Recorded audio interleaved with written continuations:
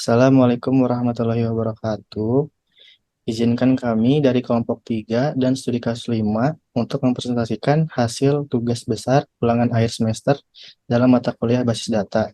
Sebelum menjelaskan mengenai isi materi yang kami kerjakan, perkenalkan diri dari kami. Saya sebagai Muhammad Nurzikri Albillah dengan NRP 16/2022-008. Kemudian ada rekan saya. Saya Renata Elsa dengan NRP 16/2022-010. Saya Egi Prayogi dengan NRP 16 2022 Oke, kemudian kita akan memasuki di latar belakang mengenai studi kasus kami. Studi kasus kami adalah Automata Inc. Automata Inc. itu adalah perusahaan yang memproduksi kendaraan khusus berdasarkan kontrak.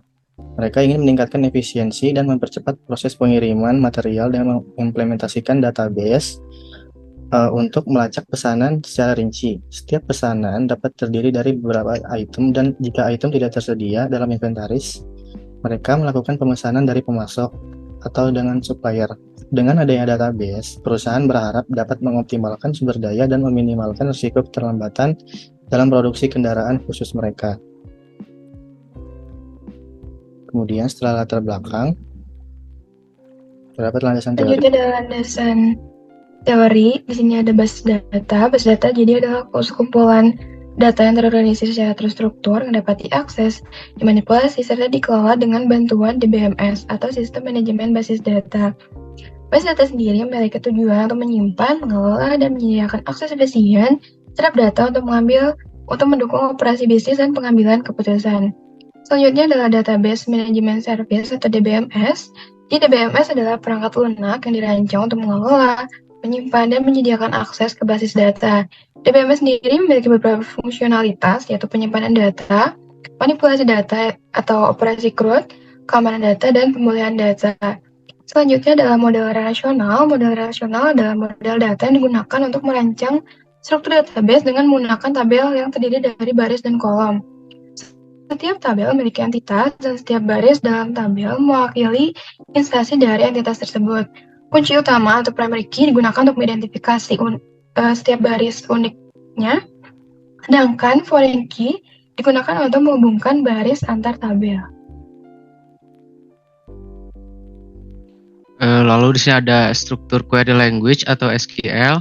SQL adalah bahasa query standar yang digunakan untuk berinteraksi dengan basis data relasional. SQL mempunyai beberapa operasi utama, yaitu select, insert, update, dan delete. Selain itu, SQL juga mempunyai beberapa klausa, yaitu where atau menunjukkan bagian, dan join untuk menggabungkan data dari beberapa tabel. Lalu ada chain diagram. Chain diagram dikenal sebagai entity relationship diagram atau ERD. Menurut model chain adalah alat visual yang digunakan untuk menggambarkan struktur dan hubungan antara entitas dalam suatu sistem basis data berbasis hubungan. Entitas direpresentasikan sebagai persegi panjang, atribut sebagai oval, dan hubungan antara entitas sebagai garis. Lalu ada Crowfoot diagram. Crowfoot diagram merupakan alat visualisasi untuk model relasional yang memanfaatkan simbol-simbol yang menyerupai crowfoot atau kaki gagak untuk menunjukkan hubungan antar tabel dan menggunakan notasi khusus untuk menggambarkan primary key diagram. Diagram ini bermanfaat untuk mempermudah pemahaman dan perancangan struktur database dengan cara yang lebih intuitif. Mengenai studi kasus yang kami bahas di sini adalah Automata Inc. Automata Inc. sendiri adalah produksi kendaraan yang khusus berdasarkan kontrak. Perusahaan ini mengoperasikan beberapa departemen, masing-masing membangun jenis kendaraan tertentu, seperti limosin, truk, van, atau RV. Ketika kendaraan baru dibangun atau dibuat, departemen tersebut mengajukan pesanan kepada departemen pembelian untuk meminta komponen tertentu. Departemen Pembelian Automata tertarik untuk membuat database guna melacak pesanan dan mempercepat proses pengiriman material. Pesanan yang diterima oleh Departemen Pembelian dapat berisi beberapa item berbeda. Ada inventaris yang dikelola, dan item yang paling sering diminta disimpan di dalam inventaris atau penyimpanan inventory. Jika suatu item tidak ada dalam inventaris, maka item tersebut harus dipesan dari pemasok atau supplier. Setiap item dapat memiliki beberapa pemasok ke supplier.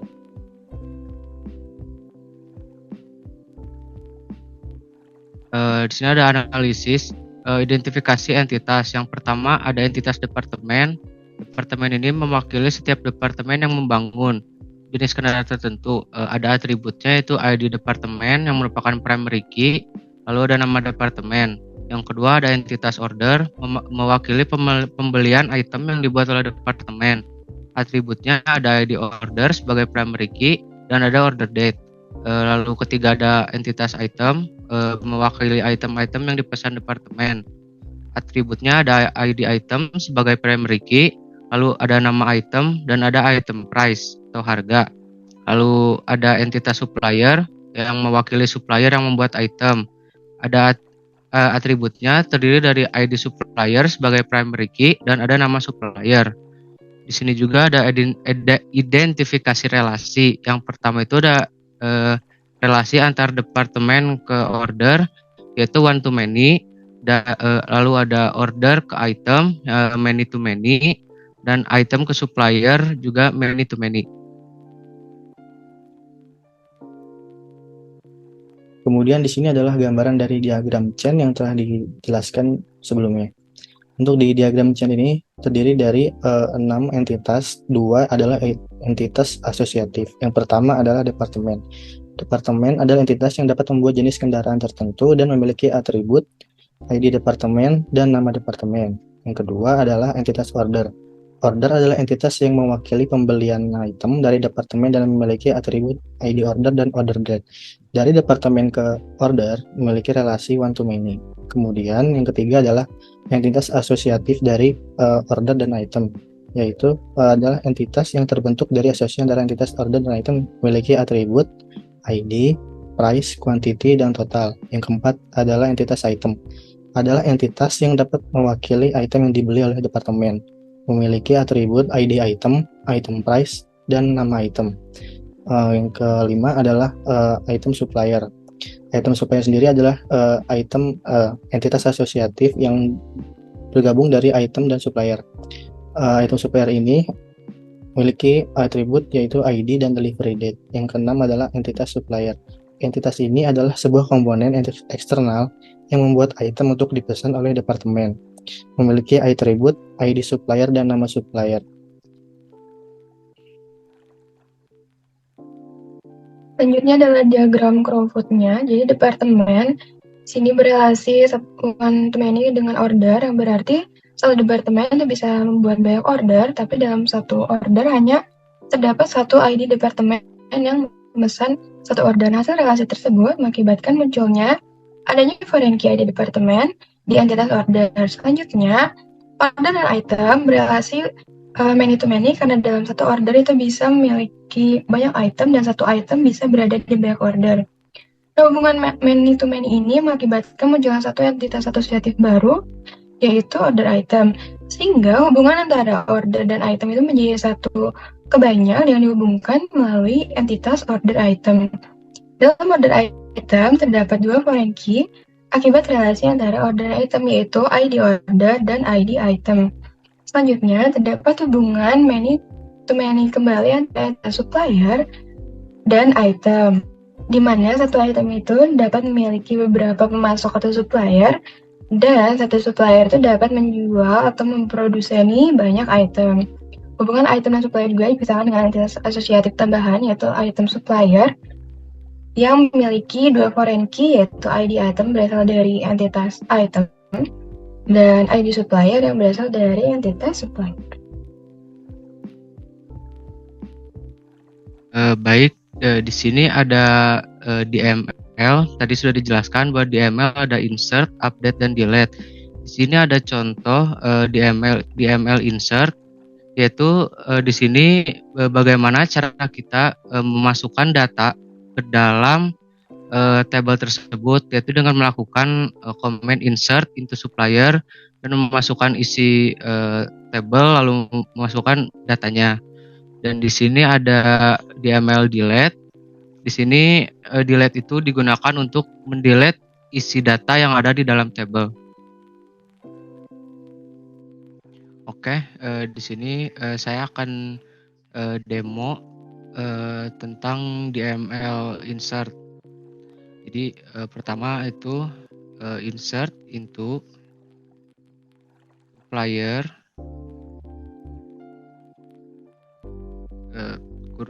kurung buka. Karena ini ID supplier itu integer, maka tidak perlu pakai kutip 6 value 6. Lalu kita masukkan nama supplier, karena varchar harus menggunakan kutip PT Sukamaju. Lalu tutup kurung dan titik koma.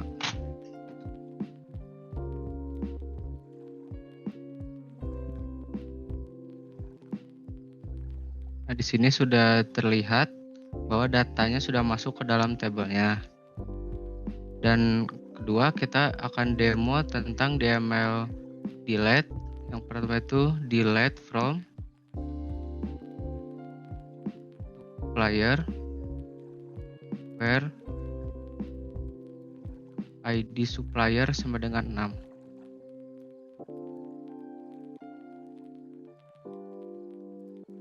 Kalau kita munculkan tabelnya kembali, ya di sini data yang sudah tadi baru kita masukkan sudah di delete. Oke. Kemudian selanjutnya adalah DML update. Dalam DML update di sini adalah mengupdate dari tabel item supplier yang merubah delivery date atau tanggal pengiriman menjadi tahun 2024, bulan 1 dan tanggal 1, di mana ID-nya adalah 1, yaitu mengubah alpha komponen menjadi delivery date-nya 2024, 01, dan 01 juga. Kemudian langsung bisa didemonstrasikan, langsung di query. Saya ingin menggunakan tabel item supplier.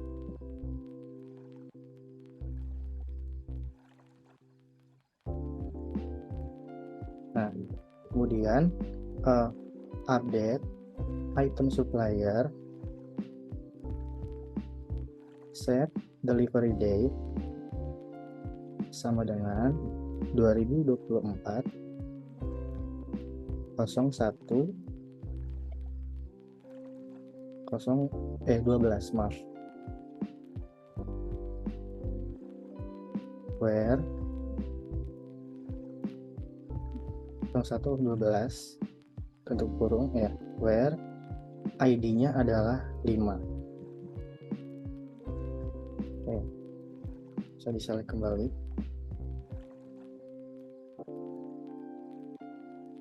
Nah, bisa terlihat bahwa ID dari nomor 5 telah berubah datanya menjadi 2024, 01, dan 12.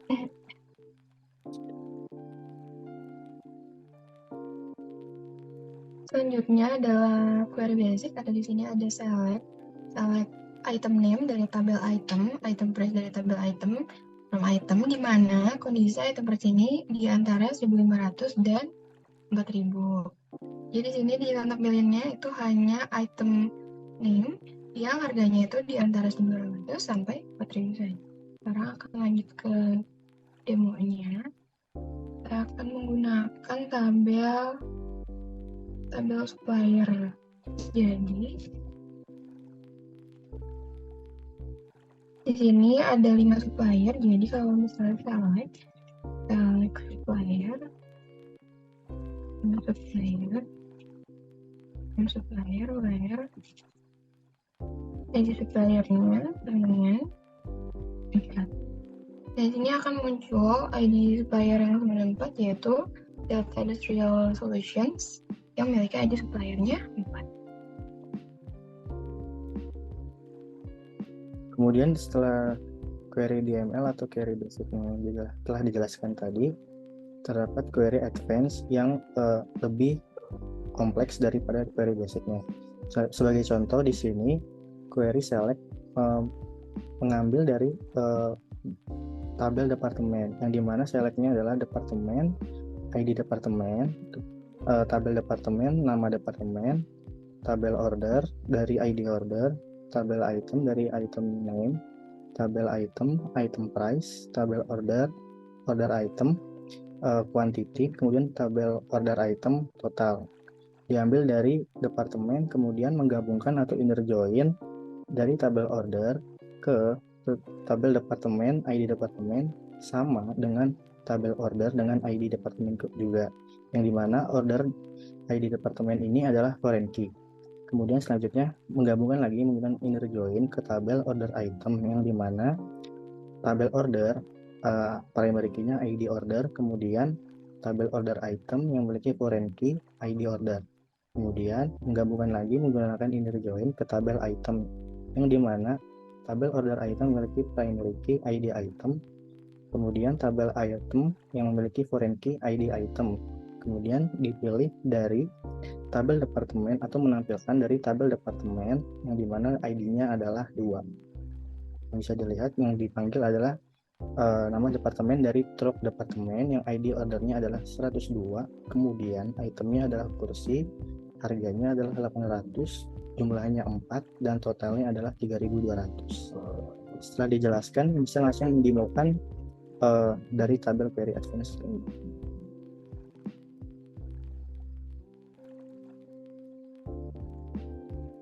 Oke, yang pertama-tama bisa select supplier dot ID supplier, kemudian supplier dot nama supplier, underscore nama supplier, kemudian item supplier, itu underscore supplier dot delivery date, delivery underscore date, kemudian item dot item underscore name, kemudian item dot item underscore price. Dari form supplier inner join item underscore supplier on supplier dot ID underscore supplier sama dengan item underscore supplier dot ID underscore supplier inner join kembali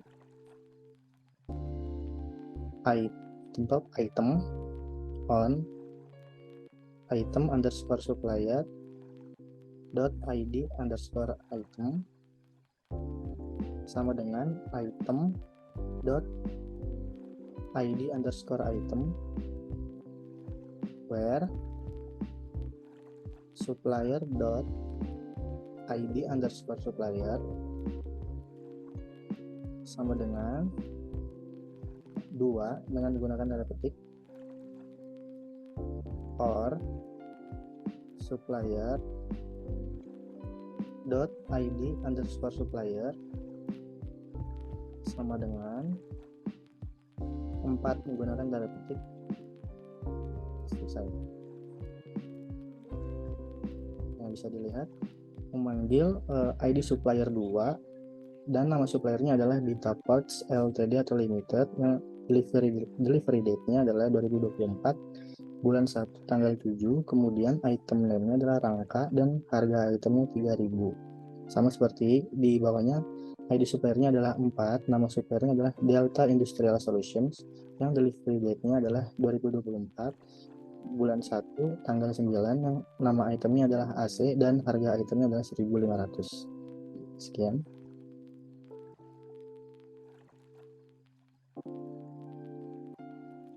Selanjutnya, sini ada right join. Jadi setelah join, kita akan mendemokan right join. Jadi yang pertama itu select departemen. Jadi departemen, lalu order, ID order, lalu item, titik ID item, name dan item price. Dari tabel departemen di Rajoin itu dia ngabungin ke semua tabel yang kanan, jadi dia Rajoin orders departemen titik ID departemen dengan memiliki ID departemen di tabel order.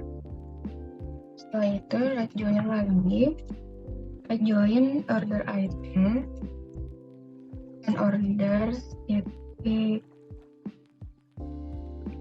order yang disamain dengan order item yaitu ID order juga. Right join lagi untuk tabel item on order item titik ID item dengan item yaitu ID di mana kondisinya adalah departemen memiliki ID sama dengan 1. Di sini muncul untuk order yang dilakukan oleh ID departemen 1 yaitu order ID item 1 untuk mesin dengan harga 5.000 dan ID order yang kedua dengan ID item 2 dengan nama item berangkat dan item price-nya 3.000. Oke, jadi setelah right join ada left join. Di sini saya akan membacakan query-nya. Pertama select departemen.id departemen, lalu item.id item, lalu item.item name,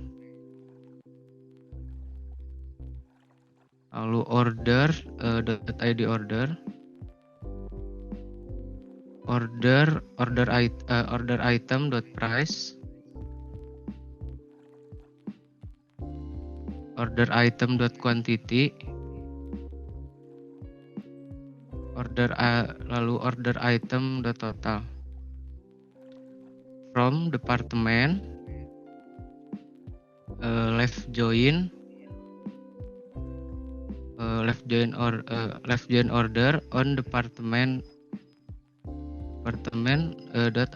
id departemen sama dengan orders.id departemen, lalu left join kembali, left join order item on order.id order sama dengan order item.id order, lalu left join kembali, join item on order item.id item sama dengan item.id item, lalu where item.id item sama dengan 3, id item sama dengan 3.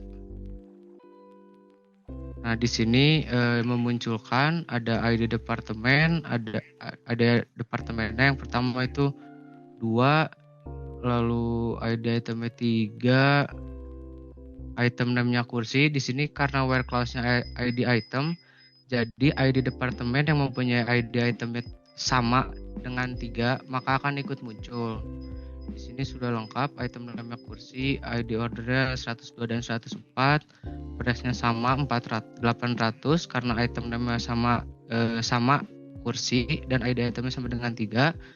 Lalu di sini kuantitinya berbeda 4 dan 10 karena dari ID departemen dan ID ordernya saya sudah beda dan totalnya pun beda.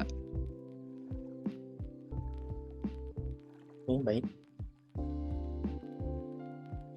Oke, terima kasih. Mungkin itu penjelasan mengenai tugas besar yang telah kami buat atau presentasikan.